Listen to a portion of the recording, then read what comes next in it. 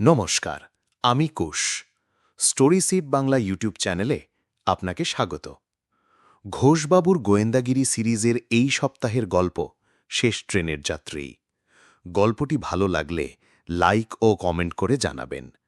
প্রতিদিন এরকম গল্প শুনতে চ্যানেলটি সাবস্ক্রাইব করে বেল আইকন প্রেস করে রাখতে ভুলবেন না। গত পর্বে শুনেছেন, তদন্তে উঠে আসে রবীন ঘোষ নামে অরুণ দত্তের মতো দেখতে এক ব্যক্তির পরিচয়, যে বিভিন্ন ভুয়ো নামে ভ্রমণ করত এবং একসময়ে অনামিকা দত্তের এনজিওতে যুক্ত ছিল। রেল পুলিশের শশাঙ্ক রায় স্বীকার করেন, তাকে ফোনে নির্দেশ দিয়ে একজন যাত্রীকে কেবিনে আলাদা করে রাখতে বলা হয়েছিল। বিস্ময়করভাবে অনামিকা জানান, অরুণ দত্ত এখনও জীবিত এবং সে নিজেই নিখোঁজ হওয়ার নাটক করেছিল।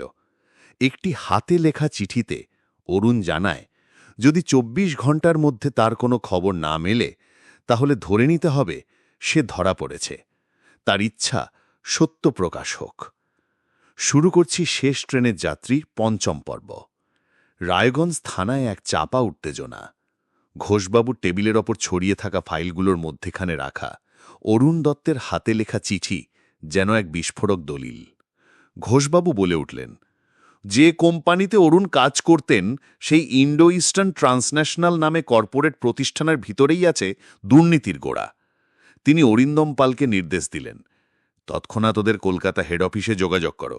বিশেষ করে যারা ফিন্যান্স ডিপার্টমেন্টে ছিলেন তাদের তালিকা চাও আর খুঁজে বের করো অরুণের রিপোর্টের কপি কোথায় গিয়েছিল। কলকাতার ওই হেড অফিসে পৌঁছে অরিন্দম জানতে পারেন, অরুণ দত্ত শেষ ৬ মাসে ৩টি অভ্যন্তরীণ দুর্নীতি রিপোর্ট জমা দিয়েছিলেন।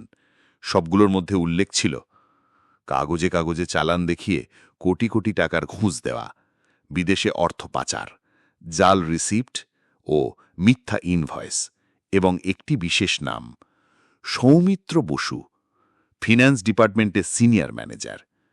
এই সৌমিত্র বসুই ওই রিপোর্ট ফাইল জমা নেওয়ার পর থেকেই আর অরুণকে অফিসে স্বাভাবিকভাবে রাখেননি। চাপ, হুমকি, বদলি ইত্যাদির মাধ্যমে তাকে মানসিকভাবে দুর্বল করে তোলা হয়েছিল। ঘোষবাবু নিজেই কলকাতা পৌঁছে সৌমিত্রর বাড়ি যান। সৌমিত্র প্রথমে সব অস্বীকার করে বলেন, আমি কিছু জানি না। ও নিজেই অস্থির হয়ে উঠেছিল। কিন্তু অরুণের রিপোর্টের কপি এবং অনামিকা চিঠির হ্যান্ডরাইটিং অ্যানালাইসিসে সৌমিত্রের স্বাক্ষর ও নির্দেশ স্পষ্ট মেলে যায়। ঘোষবাবু বলেন, আপনি একজন সরকারি তদন্ত রিপোর্ট আটকেছেন এবং একজন মানুষকে তার নিজের পরিচয় থেকে সরিয়ে দিয়েছেন। আপনার ওপর খুনের প্ররোচনা ও তথ্য গোপনের মামলা রুজু হতে পারে। চাপে পড়ে সৌমিত্র স্বীকার করে, আমার ওপরও চাপ ছিল। এক্সটার্নাল ফান্ডাররা আমাদের ব্যবহার করত, আমি শুধু মেসেঞ্জার ছিলাম। ঘোষবাবু চোখ সরু করে বললেন, মেসেঞ্জার না, আপনি হলেন ঘুঁটি, আর আপনার পিছনে কেউ একজন বসে আছেন যে দাবার চাল ঠিক করে। ঠিক তখনই সাইবার সেলের রিপোর্ট। একটি স্যাটেলাইট কল এসেছে কলকাতার একটি নির্দিষ্ট ফোনে।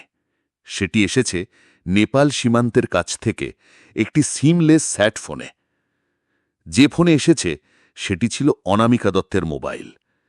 ঘোষবাবু বলেন, অরুণ দত্ত বেঁচে আছেন এবং সীমান্ত পেরিয়ে গিয়েছেন। সে চাইছে সব প্রমাণ ফাঁস করার আগেই নিরাপদে থাকতে। অনামিকা দত্ত থানায় এসে একটি পেনড্রাইভ জমা দেন। তিনি বলেন, ও বলেছিল যদি আমি আর কোনো যোগাযোগ না পাই তাহলে এই ডেটাটা পুলিশের হাতে তুলে দিই। ঘোষবাবু পেনড্রাইভ খুলেই স্তব্ধ।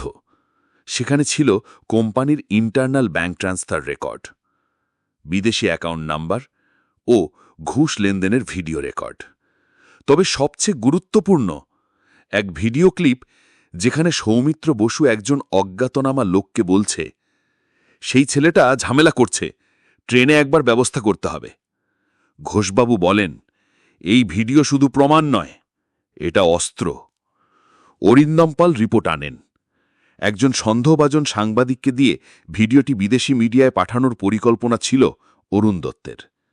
ঘোষবাবু বলেন, অরুণ জানত ভারতে থেকে সে কিছু করতে পারবে না, তাই নিজের মৃত্যু মঞ্চস্থ করে সব তথ্য বাইরে পাঠানোর ছক কষেছে। আর এই সময় রবীন ঘোষ নামক ছায়াপাত্র ব্যবহার করা হয়েছে, জানে না সে নিজেই বলির পাঠা হয়ে যাবে।